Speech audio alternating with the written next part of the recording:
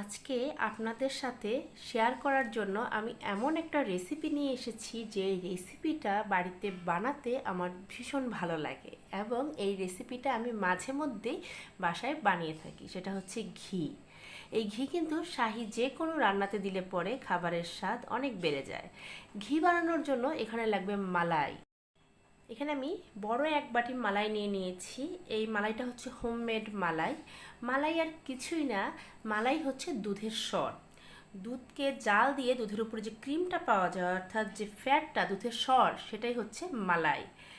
এই মালাইটা আমি জমিয়ে রেখেছিলাম, তারপর এটা দিয়ে বাটার তৈরি করে নিয়েছি। এই বাটার দিয়ে আমি ঘি বানাবো। কিভাবে ঘরে বাটার তৈরি করতে হয় সেই রেসিপি অলরেডি চ্যানেলে দেওয়া আছে, আপনারা চাইলে দেখে নিতে পারেন। সেই বাটারটা আমি একটা হাঁড়িতে দিয়ে দিলাম, দিয়ে এখন আমি এটাকে খুব ভালো করে একটু জাল দিয়ে নেব। বাজার থেকে যতই খাঁটি ঘি বলে বিক্রি করুক না কেন, সেই ঘি দিয়ে রান্না করলে কিন্তু ঠিকমতো একটা ঘিয়ের যে ফ্লেভার সেটা পাওয়া যায় না। কিন্তু বাসায় যদি আপনি নিজে ঘি তৈরি করে তারপর সেটা কোনো রেসিপিতে দিতে পারেন, তাহলে দেখবেন খাবারের স্বাদ দ্বিগুণ থেকে 4 গুণ বেড়ে যায়। স্পেশালি আমার কাছে তো তাই মনে হয়। আর এই খাঁটি ঘিটা কিন্তু যে কোনো ভর্তার মধ্যে দিলে পরেও খেতে ভীষণ ভালো লাগে। আমার ছোট বাবু ঘি খেতে খুব পছন্দ করে, ওর জন্য মাঝে মধ্যেই আমি আমার বাসায় নিজ হাতে ঘি বানিয়ে থাকি। অলরেডি আমার চ্যানেলে কিভাবে বাটার তৈরি করতে হয় বা বাটার থেকে ঘি তৈরি করতে হয় সেই রেসিপিগুলো চ্যানেলে দেওয়া আছে।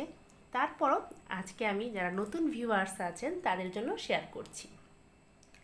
এখানে কিন্তু বাটারটাকে আমি খুব ভালো করে মেল্ট করে নিচ্ছি। দেখুন, বাটারটা কিন্তু এখনও সম্পূর্ণ গলে যায়নি। আর চুলার আঁচটাকে কিন্তু মাঝারিতে রেখে আমরা কন্টিনিউ এই বাটারটাকে মেল্ট করে নেব। ঘি বানানোর সময় কিন্তু চুলার আঁচটাও খুব ইম্পর্ট্যান্ট। আপনারা একদম কড়া আছে অর্থাৎ হাই ফ্লেমে ঘিটা জাল দিতে যাবেন না, নিচে লেগে যাবে। মাঝারি আছে আমরা এটাকে খুব ভালো করে জাল দিয়ে নেব। আমি 15 থেকে 20 মিনিট এটাকে মিডিয়াম হিটে জাল দিয়ে নিয়েছি এবং চামচ দিয়ে কন্টিনিউ এভাবে নিচে নেড়ে দিয়েছি যাতে করে তলায় লেগে না যায়। ঘি কিন্তু নিচে লেগে গেলে পর একটা বাজে স্মেল আসবে, এর জন্য কন্টিনিউ চামচ দিয়ে এভাবে নেড়ে দিতে হবে। আমি খুব ভালো করে মিক্সড করে দিচ্ছি। খাঁটি ঘি আপনি জাল দেওয়ার সময় দেখবেন খুব সুন্দর একটা ফ্লেভার চলে আসে। আর ঘিয়ের যে কালারটা সেটা দেখলেই বোঝা যায় যে এটা একদম পিওর খাঁটি দেশি ঘি। আমার যে কোনো শাহি রান্নাতে আমার একটু ঘিয়ের প্রয়োজন হয়, তাই আমি চেষ্টা করি বাসায় এই ঘিটা তৈরি করার। মাঝে মধ্যে ঘিটা বানিয়ে থাকি। আমার কাছে খুব ভালো লাগে ঘি তৈরি করতে বাসায়। দেখুন, ঘিয়ের যে একটা সুন্দর কালার, অলরেডি কিন্তু কালারটা চলে এসছে।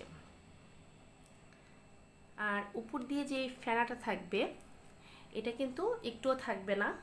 ঘি যখন আপনার তৈরি হবে, দেখুন আমি যে দেখাচ্ছি, উপরে কিন্তু এরকম তেল মানে ভেসে উঠবে। যদি একদম প্রপার ওয়েতে আপনারা খাঁটি বাটার দিয়ে ঘি তৈরি করতে পারেন, তাহলে 15 থেকে 20 মিনিট জাল দেওয়ার সাথে সাথে ঘি পড়ে যাবে। এভাবে চামচটাকে ঘুরিয়ে ঘুরিয়ে আমরা ঘিটা তৈরি করে নেব। আমি বড় এক বাটির মতো দুধের সর জমিয়ে নিয়েছি, সেটা দিয়ে আমি ঘিটা তৈরি করছি। আপনাদের একটা টিপস দিই, আপনাদের হাতের কাছে যদি সর না থাকে সেই ক্ষেত্রে কিন্তু আপনারা যে বাজারে কেনা বাটার পাওয়া যায় সেই বাটার জাল দিয়েও কিন্তু ঘি তৈরি করে নিতে পারেন। সেটাও ভালো হয়, কিন্তু ঘরের তৈরি বাটারের সাথে তো সেটার তুলনা হয় না। তারপরে যদি পসিবল না হয় যে ঘরে আপনার এতখানি সর আপনার নেই, তো আপনি কী করবেন, বাজার থেকে বাটার কিনে এনে সেই বাটারটাকে মেল্ট করে আপনারা চুলায় জাল দিয়ে একটু ঘি তৈরি করে নিতে পারবেন।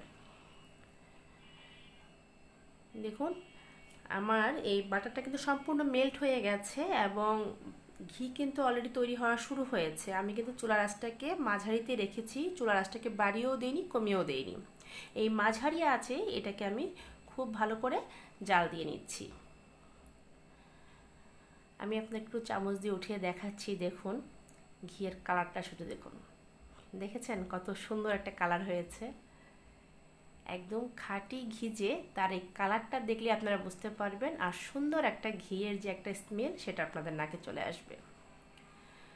এই ফেনাটা যতক্ষণ থাকবে ততক্ষণ বুঝবেন যে ঘিটা কিন্তু প্রপার ওয়েতে জাল দেওয়া হয়নি, আরও জাল দিতে হবে। আর ঘি কি করে হয়ে গেছে সেটা কি করে বুঝবেন, দেখবেন তলায় একটা কালো ছাঁচের মতো পড়বে। ওই ছাঁচটা যখন কালো হয়ে যাবে তখন কিন্তু ঘিটা প্রপার ওয়েতে জাল দেওয়া হয়ে গেছে।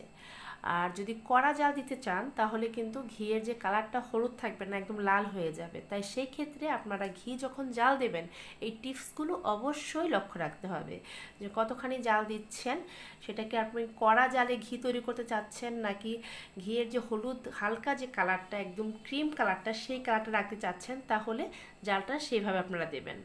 আমি ঘিয়ের যে একদম অ্যাকুরেট হলুদ যে কালারটা হয় অর্থাৎ ঘিয়া কালারটা, সেই কালারটাই রাখবো। এই জন্য খুব একটা বেশিক্ষণ কড়া জালে এই ঘিটা আমি জাল দেব না। দেখুন একদম মানে ফেনাটা কিন্তু এখনও আছে, আর নিচের যে ছাঁচটা ওটা কিন্তু কালো হওয়া শুরু করেছে। আমি আপনাদেরকে চামচ দিয়ে একটু দেখাচ্ছি যাতে করে আপনারা বুঝতে পারেন। আপনাদের বোঝার সুবিধার্থে আমি চামচ দিয়ে দেখিয়ে দিচ্ছি। দেখুন ছাঁচটা কিন্তু অলরেডি কালো হওয়া শুরু হয়েছে। খুব একটা বেশিক্ষণ আর জাল দেওয়ার প্রয়োজন নেই।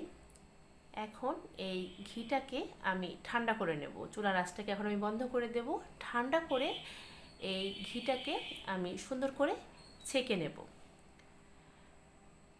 আপনারা কিন্তু এই ছাঁচটা ফেলে দেবেন না। এই নিচে যে ছাঁচটা থাকে এটা দিয়ে কিন্তু গরম ভাত দিয়ে খেতেও ভালো লাগে, বা শাক ভাজির সাথেও আপনারা এই ছাঁচটা খেতে পারবেন।